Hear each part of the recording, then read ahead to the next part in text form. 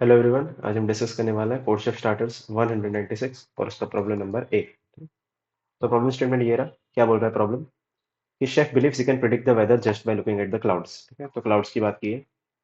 He saw A clouds in the morning and B clouds in the evening. ठीक है, तो ए clouds उसने morning में देखे हैं और बी क्लाउड्स उसने इवनिंग में देखे हैं। ठीक है, ये मेरे को पता चला। He believes that it will rain. ठीक है, बारिश कब होगी? If the number of clouds he saw in the evening is at least 3 times the number of clouds he saw in the morning.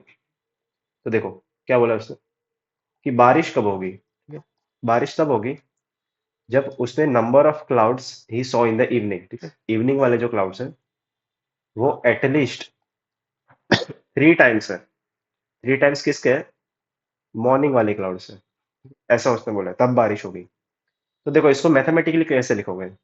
Evening वाले क्लाउड्स को अपन ने क्या नाम दिया है? बी। ठीक है, मॉर्निंग वाले को ए नाम दिया है और इवनिंग वाले को बी नाम दिया है। तो जो उसने ऐसा बोला है कि इवनिंग वाले जो क्लाउड्स है मतलब बी वाले जो क्लाउड्स है वो एटलीस्ट, अभी एटलीस्ट को कैसे लिखेंगे? Greater than equal to. At least का मतलब क्या होता है? या तो उससे बराबर होना चाहिए या तो उससे ज्यादा होना चाहिए, राइट? ऐसा ही मतलब होता है। या तो उसके बराबर हो या तो उससे ज्यादा हो। ठीक है, तो greater than equal to 3 times। 3 times morning वाले क्लाउड्स, मॉर्निंग वाले क्लाउड्स को क्या नाम दिया है अपन ने? ए।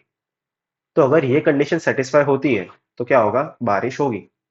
और अगर ये कंडीशन सेटिस्फाई नहीं होती तो बारिश नहीं होगी। समझ में आया? तो उसने ऐसा बोला है कि क्या बारिश होगी कि या बारिश होगी या नहीं होगी। ठीक है, उसने वही बोला। ठीक है, what will be chefs prediction. ठीक है, देखो एग्जांपल देखो, आपको समझ में आ जाएगा। 3 और 9। ठीक है, ए की वैल्यू है 3, बी की वैल्यू है 9।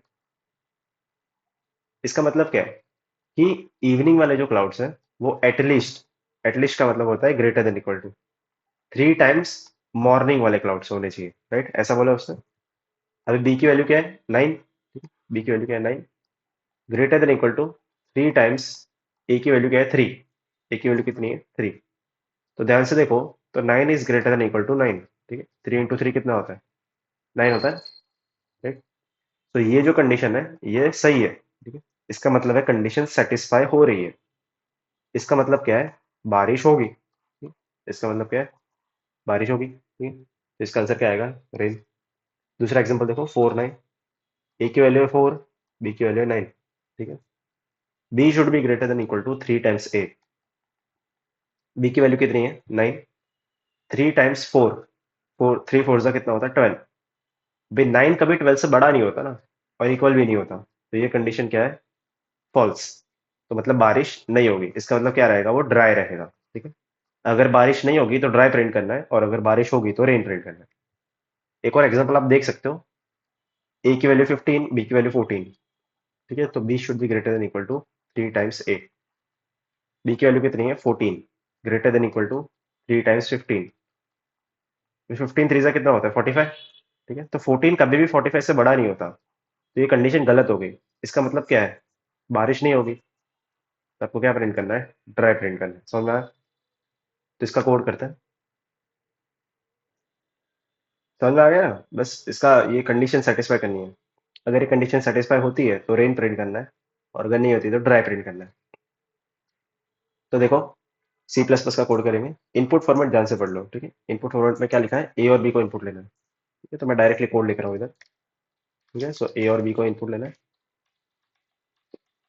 अभी कंडीशन क्या है मेरी? कि इवनिंग वाले जो क्लाउड्स है वो ग्रेटर देन इक्वल टू होने चाहिए 3 times मॉर्निंग वाले क्लाउड। ठीक है, 3 times मॉर्निंग वाले क्लाउड से। तो मैंने लिखा अगर B is greater than 3 times है तो मैं क्या प्रिंट करूंगा? रेन। ठीक है, मतलब बारिश होगी। और अगर ये कंडीशन सेटिस्फाई नहीं होती तो मैं क्या प्रिंट करूंगा? ड्राई, मतलब बारिश नहीं होगी। ठीक है, तो डायरेक्ट सबमिट करते हैं, चलो छोड़ो। ठीक है, समझ में आया? अगर ये कंडीशन सेटिस्फाई होती है तो रेन प्रिंट करेंगे, वरना ड्राई प्रिंट करेंगे। देखो ध्यान क्या रखना है, रेन में आर कैपिटल है तो इसलिए मैंने आर कैपिटल लिखा है। ड्राई में डी कैपिटल है तो इसमें डी कैपिटल लिखना है आपको। ठीक है, इसमें क्वेश्चन में उसने बोला कि कुछ भी चलेगा, बट मैं ट्राई करता हूँ कि ये जो आउटपुट है ना ये इससे मैच होना चाहिए। तो जावा का कोड करेंगे। सो इनपुट फॉर्मेट ध्यान से पढ़ लो।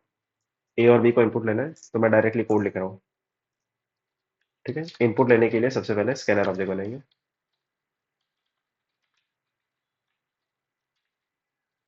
system.in system.in सबसे पहले a को इनपुट लेना है,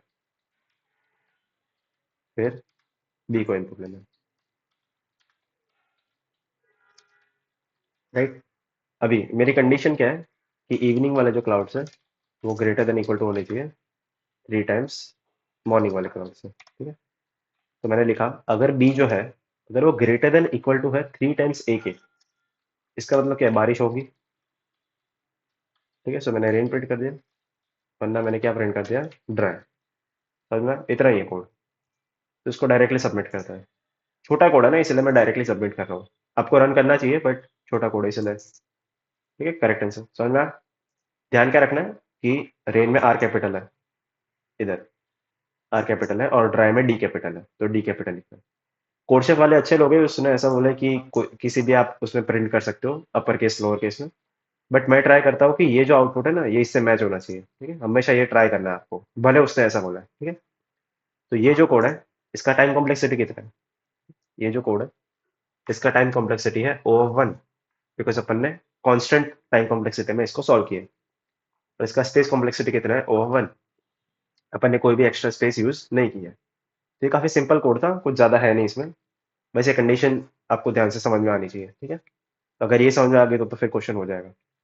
तो प्रैक्टिस करते रहो, मिलते हैं नेक्स्ट वीडियो में। Till then keep learning, take care, bye bye.